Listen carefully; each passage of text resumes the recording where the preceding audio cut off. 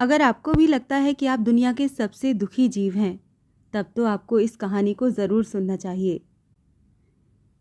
एक व्यक्ति अपनी परेशानियों से जूझ रहा था। उसे लगता था कि वही संसार का सबसे दुखी व्यक्ति है। उसे प्रभु से इस बात की बड़ी शिकायत थी कि प्रभु ने संसार के सारे दुख उसके हिस्से दे दिए और फिर कान में तेल डालकर सो गए। सोते जागते प्रभु से प्रार्थना करता और फिर कभी भगवान को तो कभी खुद को कोसता रहता। भगवान है कि न तो विनती से ही सुन रहे हैं और न ही उल्हाने से। बेचारा करे भी तो क्या करे। एक दिन उसने सोने से पहले प्रार्थना की, प्रभु, आपके सामने कहता कहता थक गया। अब और मिन्नतों की इच्छा होती नहीं। एक अंतिम बार कह रहा हूँ, कृपा करके ध्यान दीजिए। यदि आप मेरे दुख मिटा नहीं सकते तो कम से कम ये तो कर ही सकते हैं कि किसी ऐसे व्यक्ति के दुखों से मेरा दुख बदल दीजिए जो मेरे से कम दुखी हो। हमेशा के लिए नहीं तो कम से कम कुछ ही महीनों के लिए कर दीजिए, मुझे कुछ तो राहत मिले। भगवान ने उस दिन उसकी आखिर सुन ही ली। उस रात उसे सपने में भगवान दिखे। भगवान बोले, मैं तुम्हारी प्रार्थना रोज सुन रहा था, पर उनके ऊपर ध्यान ज्यादा दे रहा था जो ज्यादा कष्ट में हैं।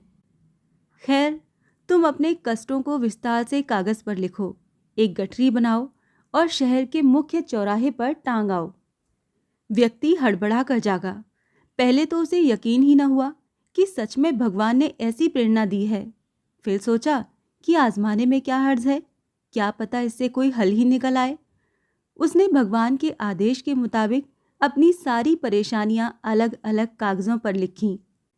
इतनी लिख डाली कि सच में कागज का ढेर खड़ा हो गया और उसे गठरी में ही बांधना पड़ा। उसने परेशानियों की गठरी उठाई और चौराहे पर पहुंचा।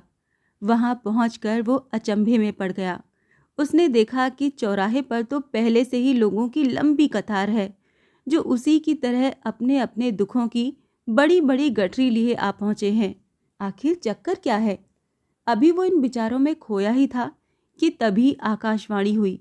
उसमें सभी को अपनी गठरी को चौराहे पर लगी अलग अलग खूंटी में टांग देने का आदेश हुआ। वहां बेहिसाब खूंटियां पहले से ही बनी थीं। सभी ने अपनी अपनी गठरी टांगी और फिर ईश्वर के आदेश की प्रतीक्षा करने लगे। कुछ ही देर में फिर से आकाशवाणी हुई। कहा गया कि सभी लोग अंदाजे से कोई ऐसी गठरी उठा लें जो उन्हें अपनी परेशानियों की गठरी से हल्की समझ आती हो। अब उन्हें वही दुख भोगने होंगे जो उनकी चुनी हुई नई गठरी में लिखे होंगे। आकाशवाणी सुनते ही सभी हल्की गठरी को लपकने के लिए दौड़े। सबके साथ वो व्यक्ति भी नई गठरी चुनने भागा। खूंटियों में टंगी गठरियों को घूरता हुआ वो काफी देर तक अंदाजा लगाता रहा। उसे डर था कि कहीं वो कोई ऐसी गठरी न उठा ले जिसमें पहले से भी ज्यादा दुख हो। इस तरह तो लेने के देने पड़ जाएंगे। गलती से भी उसने यदि किसी ऐसे व्यक्ति की गठरी उठा ली जो उससे भी ज्यादा दुखी हो तो फिर तो उसका जीवन तहस नहस हो जाएगा। अब उसके मन में तरह तरह के विचार आने लगे। वो सोचने लगा कि कम से कम वो अपने दुखों से परिचित है, उन्हें झेलने का आदी हो गया है। उनके लिए कुछ रास्ते निकालने की शुरुआत भी की है। शायद उसका परिणाम आए तो एकाध दुख घट भी जाए। कहीं ऐसा न हो कि नई गठरी में चुने दुख ज्यादा पीड़ादायक हो जाएं। ऐसे विचारों में खोया वो एक के बाद एक गठरी के सामने से गुजरता, लेकिन तय नहीं कर पाया कि कौन सी गठरी चुनी जाए। उसे ये भी भय होता कि कहीं कोई उसकी गठरी न उठा ले। इसी उधेड़-बुन में फंसे उसने आखिरकार अपनी गठरी ही उठा ली और चल पड़ा। उसने तय किया कि इन चुनौतियों का मुकाबला अब वो पहले से ज्यादा मजबूती से करेगा। धीरे धीरे उसे अपना दुख कम होता हुआ प्रतीत हो रहा था। उसके जैसा ही भाव वहां मौजूद हर व्यक्ति में आ रहे थे। सच में सबको अपना दुख ज्यादा बड़ा और ज्यादा पीड़ादायक लगता है। लगता है कि वही संसार का सबसे दुखी प्राणी है।